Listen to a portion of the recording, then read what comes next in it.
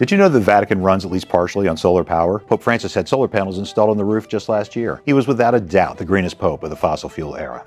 And if I were voting in this year's conclave, to which I was not invited by the way, I'd focus on electing a successor that's at least as committed to the environment as Francis was. And whoever that is has some big shoes to fill. Remember the Paris Accords, that climate change treaty signed by 195 parties? That was partly inspired by Pope Francis. His landmark 2015 letter, Laudato Si', called for protecting the earth from environmental abuse, not on scientific or political grounds, but on spiritual ones. It launched a movement of Catholic groups taking climate action around the world. And at least 10 nations that signed the Paris Accords cited Francis's words. The timing of all this is incredibly important too. Most of the world seems to be retreating from the fight against climate change. So the Vatican has a real chance to push in the other direction, not least because so many of its followers are so affected by climate change, like those in the Philippines, Mexico, and Brazil, just to name a few. Because Vatican politics can swing back and forth between liberal and conservative, the next pope might not take the environment quite as seriously as Francis did. Maybe he wouldn't take down those solar panels the way Ronald Reagan took down Jimmy Carter's from the White House, but he could drop all the climate talk to focus on more traditional church issues. That would be a huge mistake. If the church cares about the world's poor and vulnerable,